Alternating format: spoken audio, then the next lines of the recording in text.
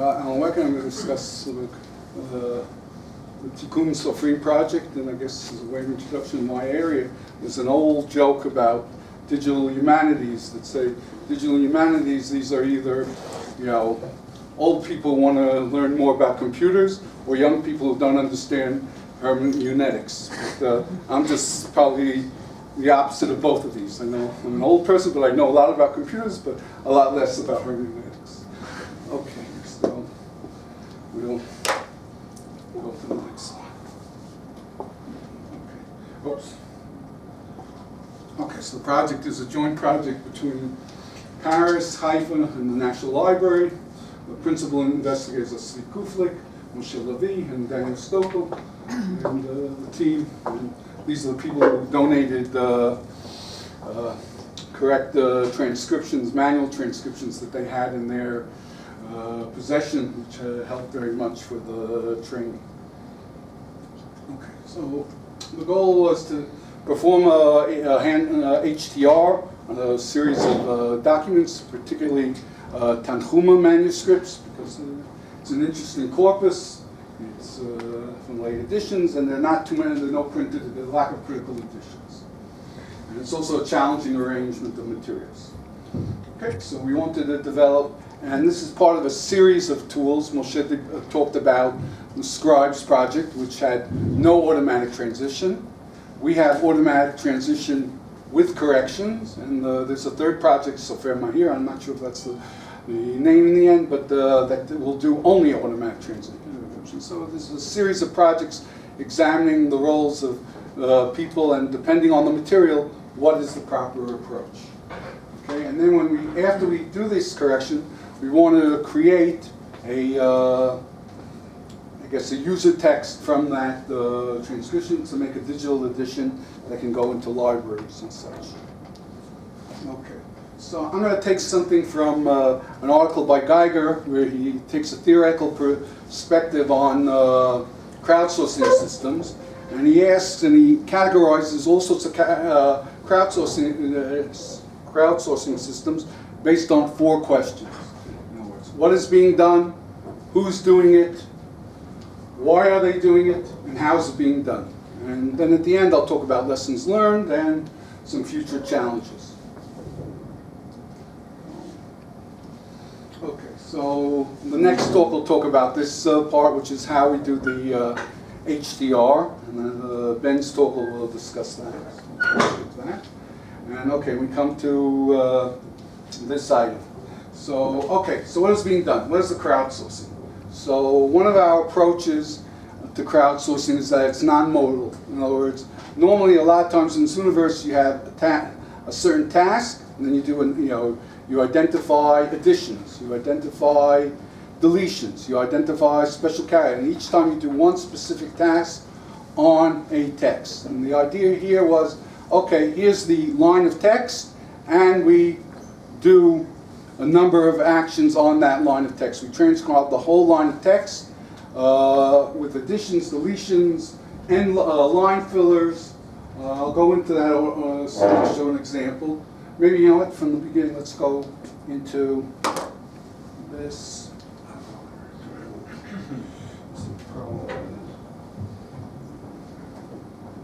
Where's the cursor?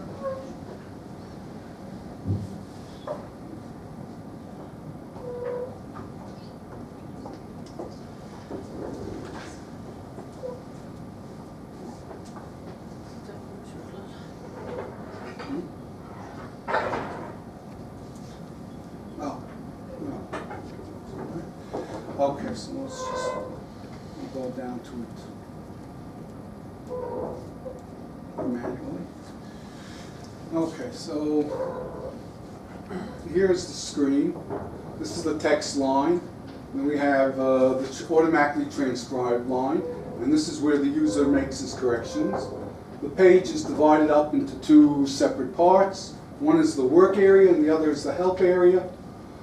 Here you can make the font bigger, smaller, undo all his corrections. Here you can mark the text and say, okay, I have an addition, I have a deletion, I have text that's broken, I have a text that I have a doubt, special characters that aren't on the keyboard normally, And then the last thing is a pull down of line fillers, which are end of line character marks. And then you can say, okay, I've done this, or no, I don't want to do this line. Okay. And then you have different helps. You saw the page. You have a page of set the characters. Every help is designed for a particular manuscript. So if you're working with the Geneva manuscript, the examples are taken from that manuscript. Plus you have the letters of which are used to help you identify the letters. Also how to distinguish between separate letters. Okay. Now we can go back.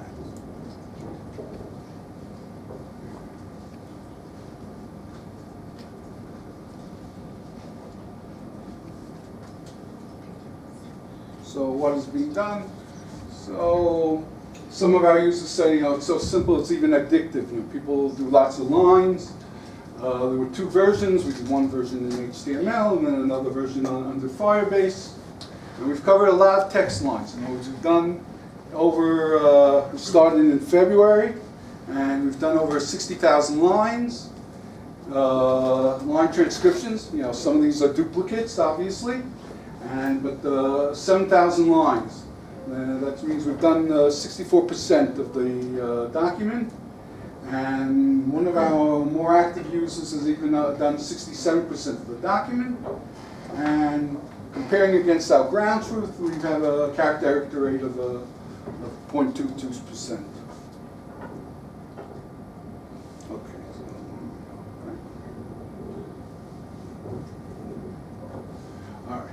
So who's doing it? So we have a community of users, not large, about 239 registered users, plus another 100, we guess, of unregistered. We don't know for sure. And if we design them into categories, about most of them have done under 19 lines, just like sampled and tried to do it.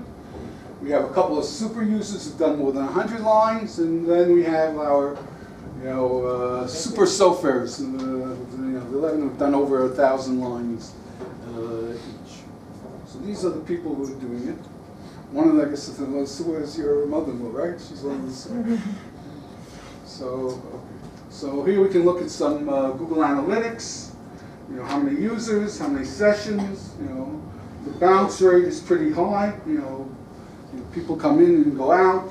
The average session if someone works on it is about 8 minutes. About a quarter are returning visitors. Most of the time, 3/4, 80% are new visitors.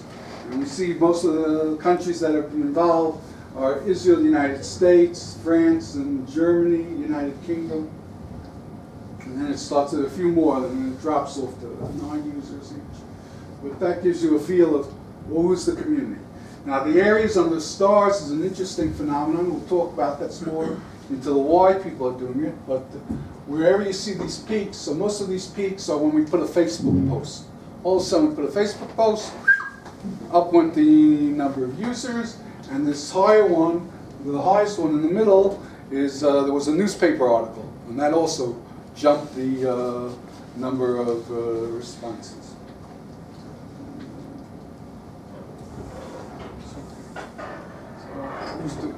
So now we look into why are they doing it. So there's a series of standard motivations. Christoph Gazov wrote about it, and then we sort of try to fit our motivations to go into. So one of the things is altruism, and this importance to Moshe showed the example of what Ben Gurion wrote, trying to understand and redeem the Jewish texts. This is citizen science, so there's no money involved, no payments. There's a social aspect of this because you're part of a community. You're connected to this cycle of Jewish learning, and we did it with one project was 929, which is a project that learns all 929 chapters of the Bible, and every day. So it aligned with when they were doing the book of Deuteronomy. So it aligned very well with us. So for 2 months we had this alignment, and we would do Facebook posts, and they would have links from their page. Now what's interesting, okay, we'll talk about in lessons learned, and another thing that we want to do is probably try to connect it to the weekly portions of the Torah reading, so that would also be a connection, a way to form curiosity is important. Self-improvement is important to some people. Again, different people have different motivations. No motivation fits, one size fits all. Everyone is sort of different, or every group, maybe groups are different. Okay. So now, how are they doing it? So this is also his categorization. I'll go first through his. The Geiger saying, answering this question. So you ask whether the nature of the process, and the process is an integrative one. In other words, different people do transcriptions, and then we try to integrate them to form what we think will be the correct translation. How to combine these transcriptions is also a question open to us. In other words, do we weight the average for the more accurate users? How do we combine these contributions? Do we manual effort? How much manual effort will we involve? Will we need an editor to go back and check the user contributions? Or will we say, no, the user contributions are of high enough quality, at least the super users or the more accurate users, and maybe we don't need as much manual effort? How are we going to aggregate? I guess this goes to all the things above. Okay, the collaboration is implicit because people really don't know that they're, I guess they may know that they're trying to create this great text in this digital edition, but when they see this on the page, their point is just to see the, to transcribe the line. I don't know how much they understand of the larger context that is going on, so it's sort of implicit of what they're doing and how that does to us. There's no accessibility of peer contributions. That might be something in the future to see. Can I see how someone else did it? Because maybe that'll affect me in this. And then how do we evaluate the user contributions? Because there's only maybe a few hundred lines out of a 5,000 line document that are ground truths that we know are correct in this. So, but maybe we can create ground truths for ourselves through seeing which users are more accurate or not. Okay, and then some of the vehicles we've done to do it are websites that are connected, 929. You want to make sure that we can talk. Facebook, newspaper articles. These are the ways that we get the users to come and try our sites. In other words, just having it there is not enough. Someone has to go out and try to encourage them. And I guess it has to do a little bit with things in the health field. You have 3 stages. You want to make people aware that you have such a thing. You want to motivate them to try to go here, and then you want them to commit and to actually do it. And you need to push people at each of these 3 phases. Okay, so to summarize, Geiger came up with this, taxonomy of crowdsourcing systems. Depending whether it's a collective, relative, individual, absolute versus absolute, and homogeneous versus heterogeneous. And the project we're doing is pretty much a crowd rating system, but it also has aspects of a crowd processing system. So when we go back to, he has answers like what qualifies something as a crowdsourcing system. So what is being done? Large quantities, no individual differences, the line is the same for everyone. The effort intensity and the structural complexity of each task is low to medium. That's not so true. It could be medium, some of them. And there's intellective demands are higher for specific predictions, for specific transcriptions are harder than in others. And who is doing it? It's diversity is important, that we have a lot of people doing this to try to increase our accuracy. And that sort of comes from the crowd rating. But when we look at why are they doing it, it's because they're successful at it, so that also encourages them to do it. And every contribution is different. It's not like here that okay, one rating is the same. Here, some people are better and some people are not as good at doing this item. And finally, how's it being done? We're doing integrative, or we're integrating all the transcriptions that the people have done. But maybe we're also selective, because maybe we only take the ones that are done by the better users. And we can maybe partially automate this computationally, this process of aggregating. Okay, so what are sort of the accomplishments? Okay, the UX, as I showed, is a little bit novel, in other words, in terms of how we get people to approach the task. I think the amount of activity that we've gotten in such a short time and quality of activity, considering that it's a very, very niche task. You know, it's not a task that you can open up to the whole world. Probably someone needs a certain knowledge of Hebrew to do it, and and also the quality. I didn't show the examples here, but from the super users, some of the quality there, character error rates are very, very small. Okay, so what are some of the things we've learned up to this point? So one of the things is it's very important to have some sort of channel to drive traffic towards us. So in the beginning, you know, we tried to use 929. We didn't get too much traffic from the actual 929 page of each week, but writing in the 929 Facebook page, writing in the different items and different forms and referring from 929, that helped us very much. And you saw the peaks in the other one. Okay, but it's interesting what did and what didn't. Okay, so mainly Facebook activities. That article generated a lot of traffic. We need to better engage with the community, maybe some sort of forum, and also how do you keep up with the forum? You know, okay, so people write in the forum, but does that mean, you know, we have to respond to them all the time and be on constant duty on the forum? And how to do that? And also, we want to partition now to, you know, the literature units that's connected to the cycle of learning, so to help us utilize the cycle of learning as a key to drive people to engage. Okay, so now going back to the questions, you know, across the spectrum, and this is a plug for my alma mater, Princeton, black and orange. But okay, so anyway. So what are the things, the challenges? We want to use the crowd for generating the truth for the manuscript. And how do we do that? Are we going to require a scholar to proof it?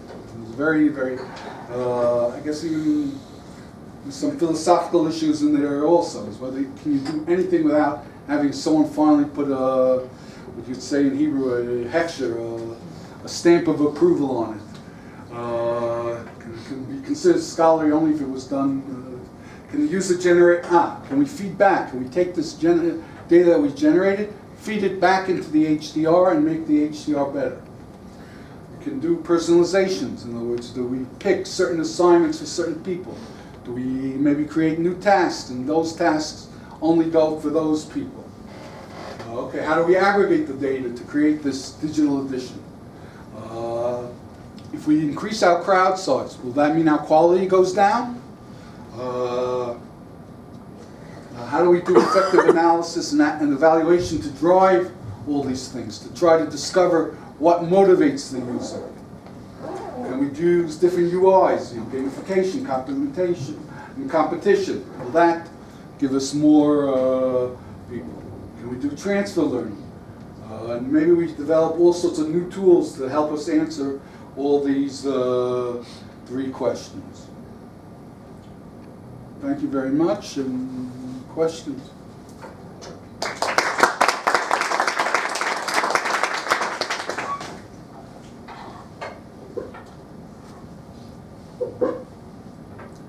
I have a question. You can estimate how good these people are doing.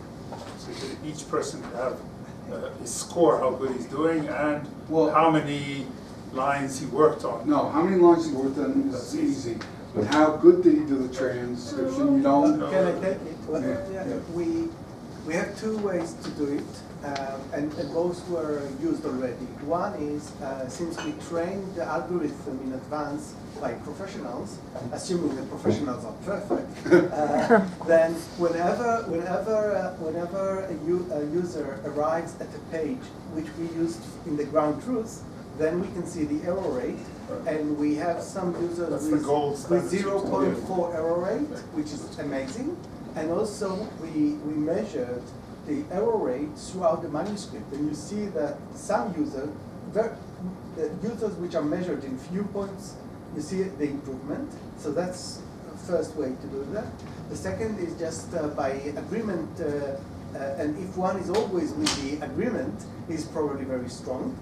And in the following version, which I hope will be online on Shavuot, when we're beginning the reading cycle of the book of Numbers, and then we will start inviting everyone to work per parasha, per week.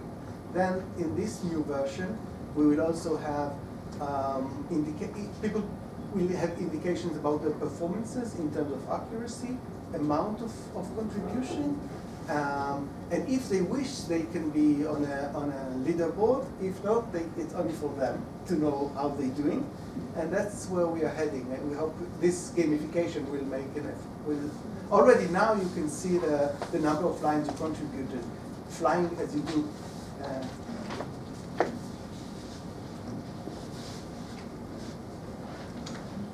So we never really did gamification. We did for, I think, also for maybe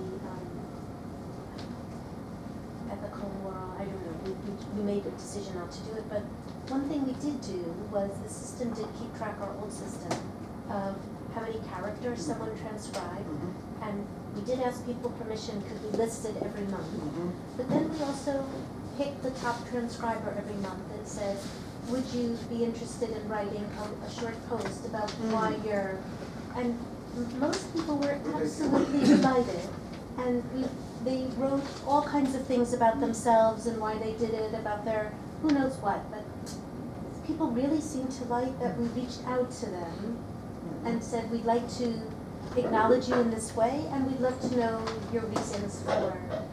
So I think sometimes I mean, as I said, we chose not to do it, but I think thinking of how to acknowledge people, maybe also in a maybe more personal way, also people really appreciate. And people liked reading them because we also did some surveys and testing. If I can, one of the first towns where we created this historical Facebook was Sant Feliu de Llobregat. It's a very small town close to Barcelona. And there were more than 40 or 50 volunteers helping to transcribe and trying with the games and blah, blah, blah. And then when we finished all the census there, we invited them to a mini final meeting where we gave them as a gift a mini book with all their names saying thank you.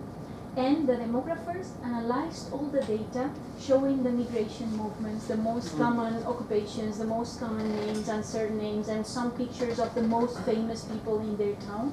And they were delighted because they had something that was the analysis of the data that they were transcribing, and they also had a special page in this mini book showing the names of the volunteers. So it's not a monetary reward, but they have an acknowledgement. Yes, and they were proud of saying that they were helping in this analysis of the data, not only a website that you can surf via Facebook and see your ancestors, because people are really interested in their own roots, but they were having some aggregated data about migration movements and things like this.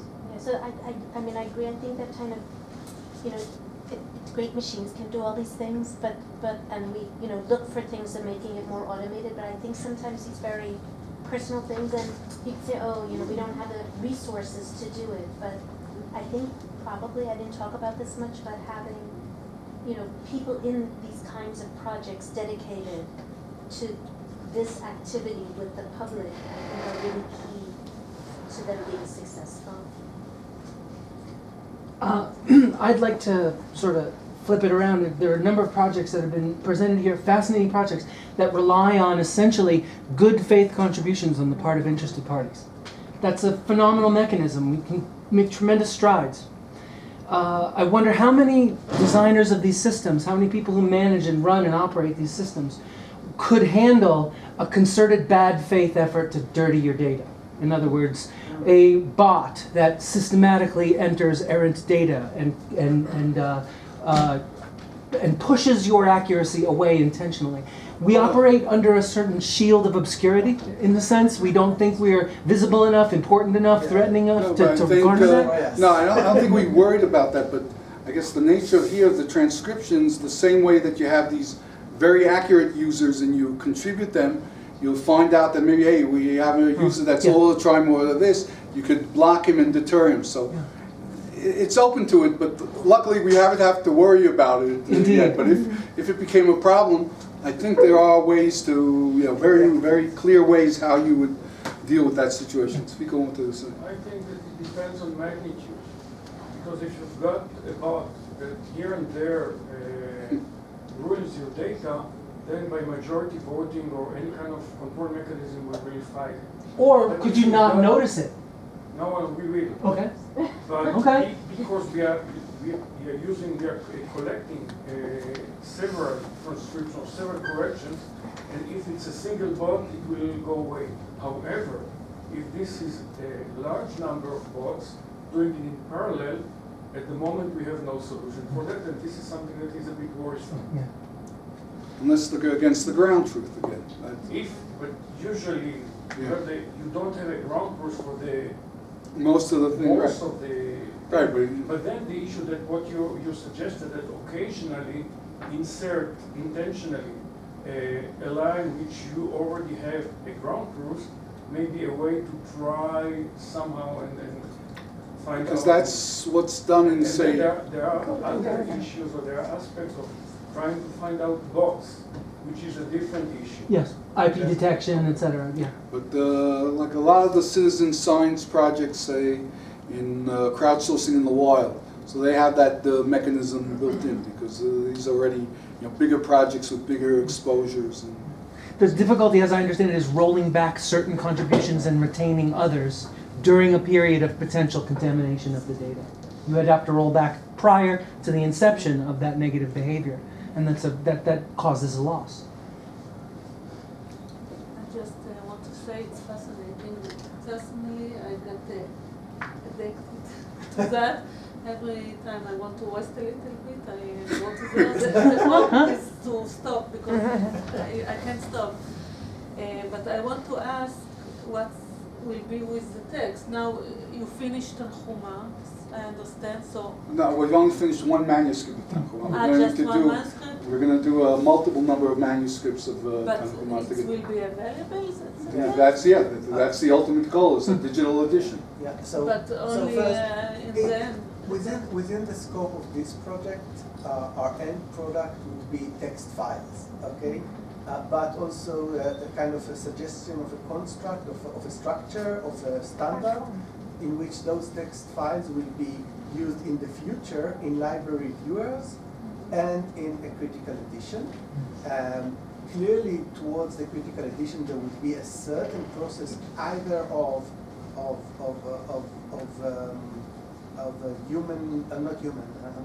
professional examination or other mode of being, in order to be sure enough that the text is viable. But that's for the future. And mainly what we really hope to make now is to take the process we developed and generalize it and to move towards a kind of a tool that would also do manuscripts of texts which are unknown. Only recently I came across a kind of a weird Tanchuma edition that was classified under homilies, and therefore no one knew that it's Tanchuma. And if we start in massive extent to do it to many other manuscripts, we will have a lot of automatic classifications. We will find many things which the catalogs do not tell us yet today. Yes. So this is where it's maybe 20 or maybe more, 25 years ago, Professor Uriel Simon asked me to do something. I didn't done it, it's couldn't, but he thought there are common some writing of Ibn Ezra that nobody knows them. He wrote me a list, and I don't remember exactly, but he thought I can found it in the Hebrew manuscript, but it's not human. I don't remember exactly, but it's not really. It's not practical, but this model will this will enable be. it. Yeah. Yes.